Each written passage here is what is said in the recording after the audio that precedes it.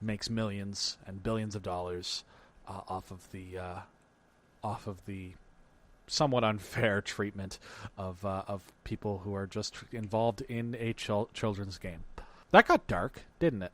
Anyhow, the Premier League season is less than a month away, like I said in the earlier part there. I am so excited. Liverpool have just signed Alisson Becker from Roma, the Brazilian's goalkeeper, Brazilian's number one goalkeeper, just one of the best keepers in the world. This has been a problem area for Liverpool for as long as I've been a fan, and it's a real statement of intent that we're bringing in a goalkeeper for a world record fee for a goalkeeper, 65 million. It's like 59 million euros plus 9 million in add-ons over, whether or not they make the Champions League, whether or not they win the Champions League. Like, it's all these different, if we do this, then you get more money. If he does this, then you get more money. So that's really exciting. Liverpool just needs to sign, I would say, one, maybe two more players. One more sort of midfielder would be fantastic, and another defender would be clutch. But honestly, if we get that attacking midfield type player that can play and sort of relieve the likes of Sadio Mane or Roberto Firmino. It's going to be an exciting season of football. I cannot wait for club football to come back, because I love World Cup. Don't get me wrong, but club football is it's the thing that you're excited about all the other times. So we got another couple of years before the next major world football event, the Euros. That's the next one that I care about anyhow. Maybe that's a European-centric view, but that's the football that I watch. So another couple of years until that, and then in the meantime and in between time, could this be Liverpool's year? That's practically a meme at this point, but it is a meme at this point. But it feels pretty good after this little break. I'm going to talk about Hulk Hogan. Ugh.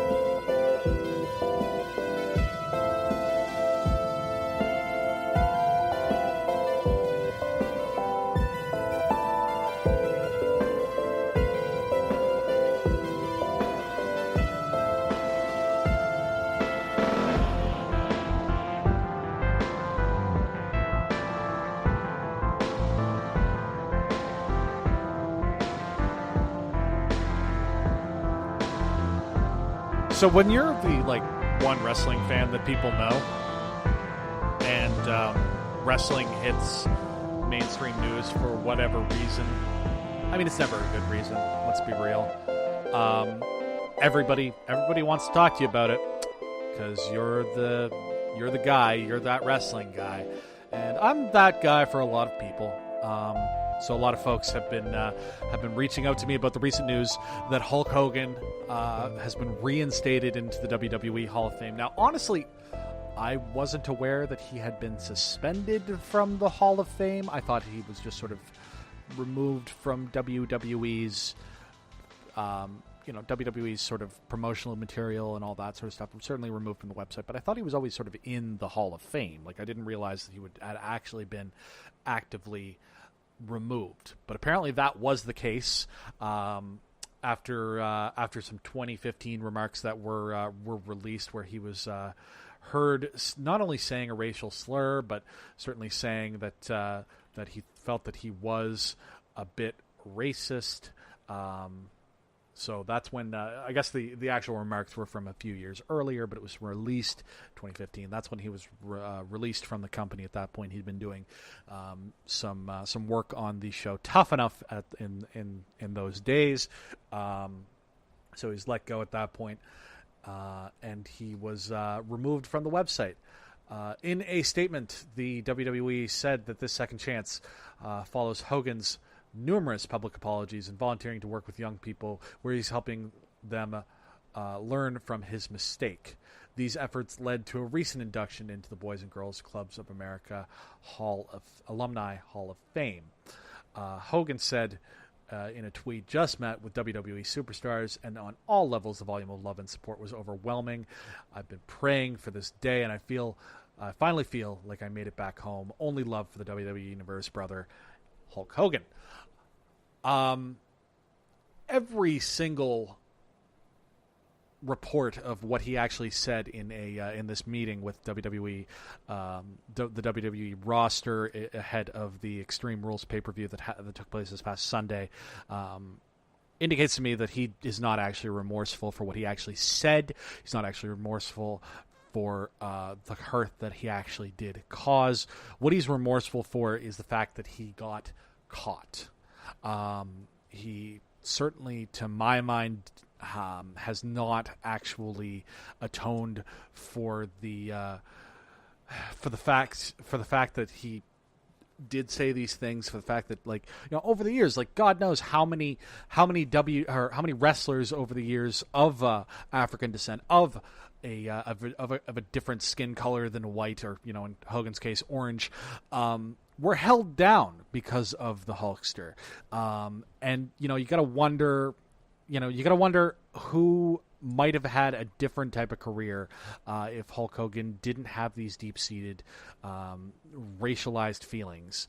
Now, I understand there's a certain amount of, like, you know, he was brought up in a certain era, in a certain part of the world, and certainly was a part of part of an industry, rather, that hasn't always been particularly welcoming to people of color. You know, there's only really been a handful of Black World Champions. Certainly, there's only been, let me see, I think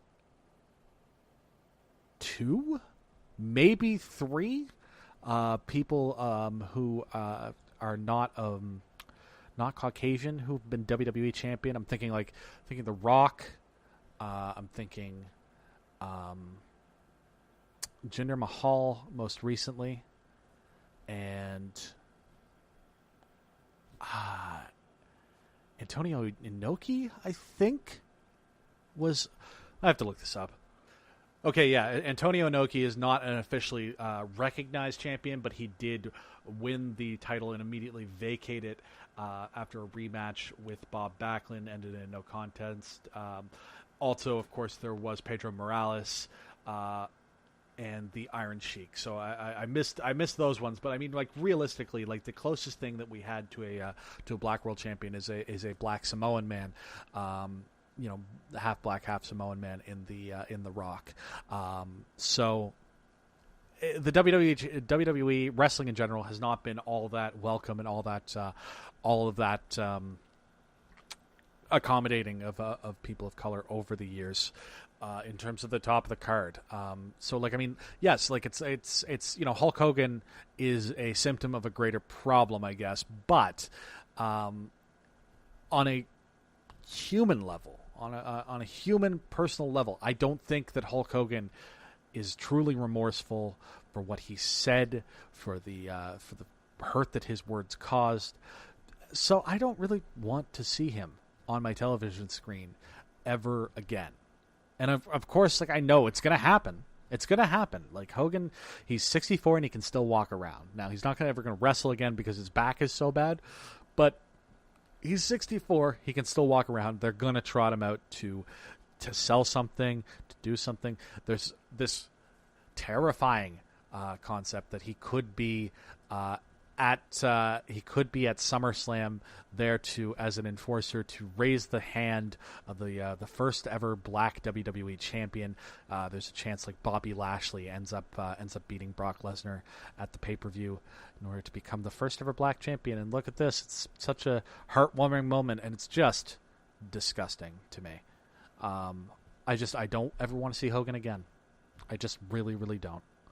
And I hope that hope WWE has enough sense to realize that, like, okay, you've got your little PR moments for Hogan, and maybe you can use him again in you can release DVDs or whatever, and archival footage and all that sort of stuff. But like, we do not need more Hogan.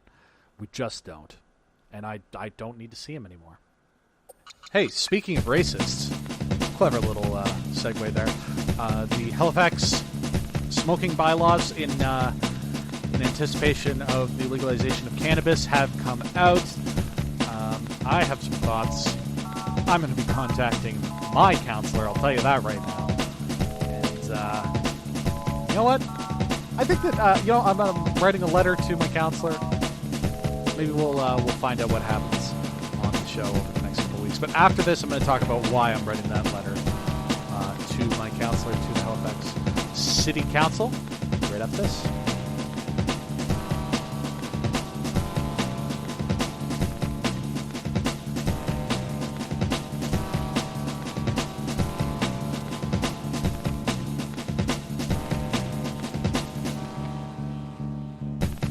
All right, so with cannabis about to be legalized here in Canada, we have a date for it in October.